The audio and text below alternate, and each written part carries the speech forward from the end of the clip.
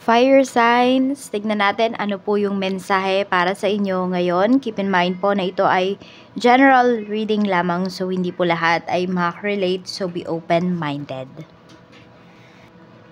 So ayan, kumatok pa yung pusa. So tignan po natin ano yung mensahe para sa iyo. Kung hindi pa po kayo nakasubscribe dito sa ating channel, please subscribe na po kayo and palike na din po ng ating video. At sa mga nais pong mag-avail ng ating private readings, ng ating Evil Eye Amulet, ng ating Tears Bracelet, makikita nyo po yung link sa description box. So, nasaan nga ba ang description box? Ayan po. Ayan yung description box. Click nyo lang yung more. Ayan po. Ito yung aking email at ito naman po yung ating Facebook page, Tarot Intentions by Aliana Rey. So, if you are interested po sa ating mga private readings, sa ating Evil Eye Amulet at sa Tears Bracelet natin, yan po, dyan po kayo, click nyo po yun or mag-email po kayo sa akin para ma-replyan ko po kayo sa buong detalye. Okay, tignan natin ano po ang mensahe. Mensahe po natin para ngayong araw na ito. So, meron tayo ditong union. So, may pagkakaisa po dito. Pwedeng mayroong magpapakasal. So, best wishes po. Pwede rin naman na may magkakaayos. Kung meron dito, nagtatalakayan kayo ng person mo, ng family mo, tungkol sa isang bagay, pwede ngayong araw po ay magkakasundo po kayo. Ayan. So, mas mananaig po yung pagmamahalan, yung pangunawa ngayong araw na ito. So, tingnan pa natin ano pa yung mensahe. Ano pa ba yung mga pwedeng maganap sa life mo ngayon? Spirit guide, ano pa yung pwedeng maganap sa life ni fire signs, Aries, Leo, Sagittarius ngayong araw na ito? Mayroon tayo ditong 10 of Swords. We have King of Wands. Meron ba nang bablock sa inyo dito? Ayan po. Or pwedeng kayo ba to meron kayong iniiwasan? Ayan po. We have Temperance. Okay. Mukhang may hinihintay kayo dito na tao na mag-message po sa inyo. Maaring hindi naman kayo totally blinak nung taong to. Pero pwedeng umiiwas siya sa inyo. Pag nagme-message po kayo, pwedeng hindi niya kayo pinapansin. Or the other way around. 12 Pentacles, ayun pala, nagdadalawang isip pa po kasi yung taong yan kung ano ba yung isasagot niya sa mensahe mo, sa tanong mo sa kanya. So, hindi pa po siya makapag-decide. Okay, kung makikipagkita ba siya sa'yo, or kung merong kang tampo, paano ka ba niya susuyuin? Tignan natin ano pa yung mensahe pagdating naman po sa iyong pamilya. Pagdating naman po sa pamilya, Spirit Guide, kamusta po si Fire Signs? We have 5 of Cups. Meron tayong 3 of Cups. Ayan nga po. May mga pinagsisisihan dito pagdating sa pamilya. So, hindi ko alam kung merong family members mo ba. Nagsisisi ba siya na nagpakasal siya? Na nakisama po siya? Ayan. So, parang nakapapagkwentuhan nyo po ito. Para ngayong araw niyan mapapagkwentuhan. Tapos meron din dito, pwedeng magkikita-kita kayo ng mga pinsan mo, ganyan. Pwedeng sa bahay po ninyo yan. Or pupunta kayo sa isang bahay ng isa sa mga kamag-anak po ninyo. Tapos may konting salo-salo. Ayan, makakapag-usap po kayo dito. Tapos kung merong nagkatampuhan, ayan nga po, magkakaayos. Or meron dito magme-mediator. 6 of Cups. Ayan, nami-miss mo naman na talaga. Tignan mo, puro cups yung nandito pagdating sa iyong family. So, sobrang importante po sa iyo, fire signs, ng iyong pamilya. Yung iba din sa inyo, pwedeng yung Saturn ninyo is nasa 4th house. Kaya, malapit talaga kayo sa family ninyo. At kung may mga big problems po kayo, pwedeng nanggagaling yun sa inyong pamilya.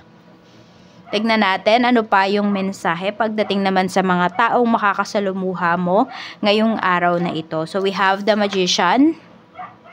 Okay. Ingat lang kayo kasi may mga tao dito na pwedeng manloko po sa inyo. So, yung makakasalumuha nyo kasi na to, pwedeng magkakaroon talaga kayo ng interaction personally ng mga taong to. We have Death card. Ayan. So, merong mga pagbabago. Okay. So, pwedeng yung mga makakasalumuha mo, pwedeng mga bagong tao po yan. Mga kakakilala mo lang sa kanila. Tapos meron din dito, pwedeng mga, mga tao na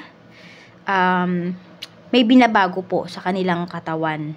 Oo, so pwedeng meron kang mga makakasalamuha ngayon na pwedeng nagpabago ng ilong, yung mga ganyan. So, nakikita ko dito na mas inaalagaan nila yung kanilang sarili. So, ayan po yung mga makikita mo, makakasalumuha mo ngayong araw na ito.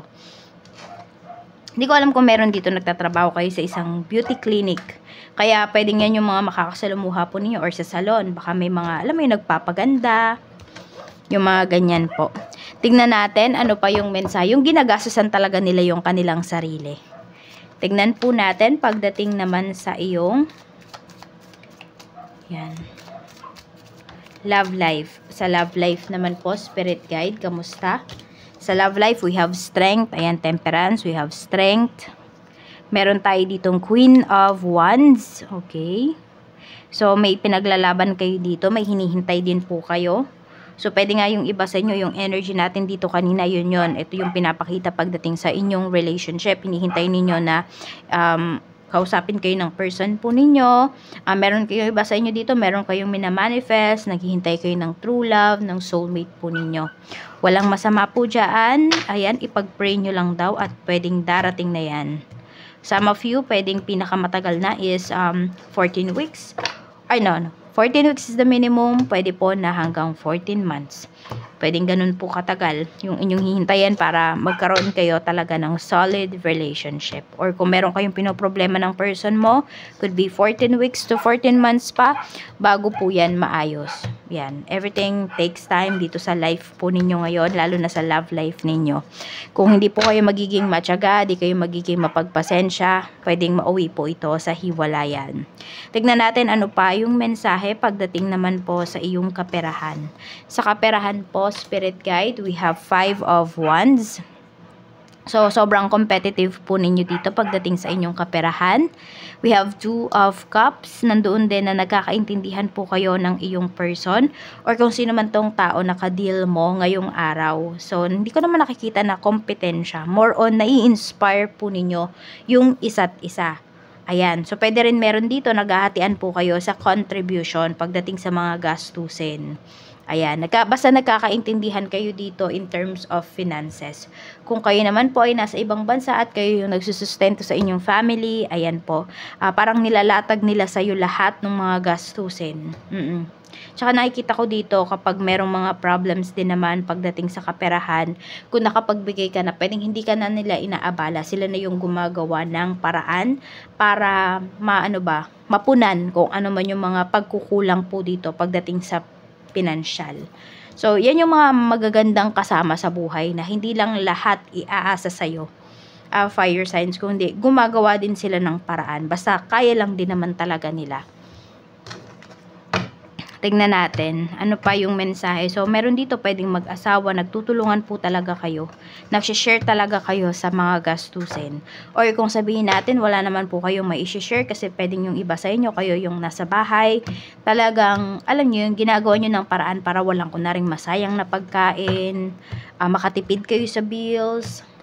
Tingnan po natin pagdating naman sa negosyo. Sa negosyo, we have Page of Cups. Medyo mag-iingat po kayo dito kasi pwedeng may mga bogus buyer kayo ngayong araw na ito. Ayan o, may mga mapagpanggap dito. So, tingnan nyo po, legit ba kung sa Facebook man yan or anumang social media accounts na gamit po ninyo? Legit ba yung umorder sa inyo? Legit ba yung nagchat-chat sa inyo? Tingnan nyo po kasi baka maloko po kayo dito. So, huwag kayong manghinayang dun sa kunwari madaming o-orderin yung isang tao pero ayaw naman niyang mag-down payment. Huwag nyo na lang pong tanggapin kasi alam mo yun, yung manghihinayang tayo sa pwede nating kitain. Paano kung yan naman pala ay hindi mapagkakatiwalaan? Kahit po sabihin natin na yan po ay suki nyo na. Minsan kasi 'di ba may mga tao talaga na parang pagbigla na lang nagbago yung isip nila. Wala na yung mga pinangako nila. So, mag-iingat po kayo dito pagdating sa inyong business ngayong araw. Yan. Actually, hindi lang naman yan ngayong araw eh. Yung sinasabi na ano na yan, yung pag-iingat na yan. Siyempre, araw-araw po yan. Kasi araw-araw din naman, may mga kliyente kayo at pwedeng may mga pasaway din naman talaga. Kaya, ayan po. Huwag kayong manghinayang dun sa o-orderin na madami, sa bibilhin na madami kung hindi naman magda-down payment or hindi naman magbabayad agad, baka mamaya utangin lang. Tignan natin pagdating naman po sa iyong negosyo. We have justice. So may magkakasundo dito. Hindi ko alam kung diyan sa nirerentahan po ninyo fire signs is pwedeng meron dyan na pag-uusap tapos magkakasundo-sundo kayo.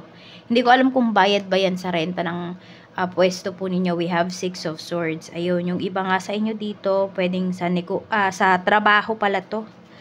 Negosyo pa yung naiisip ko. Pero yung iba sa inyo, ayun, pwedeng meron din kayong mga ganong dinaranas or mga sitwasyones pagdating po sa inyong negosyo ngayong araw. Pero ayan po, yung iba naman sa inyo dito, pwedeng, ayan, may magsasacrifice sa trabaho ba.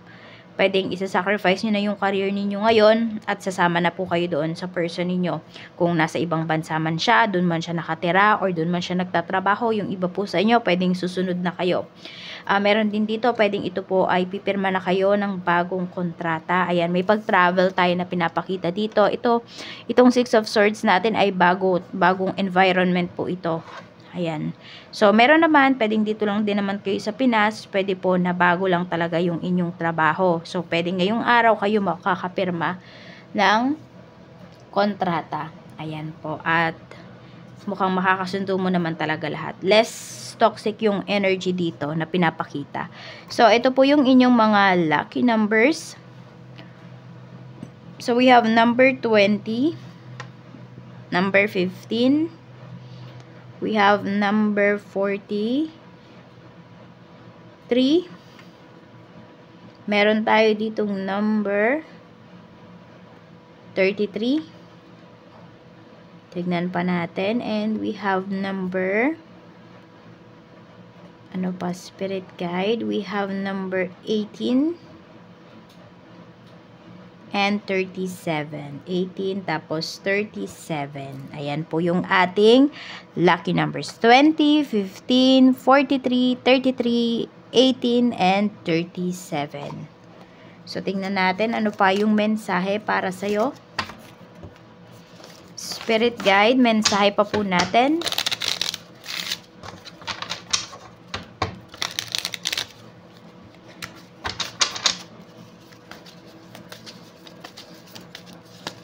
We have healing heart. Ayan, healing from heartbreak, freedom from toxic relationship or addiction.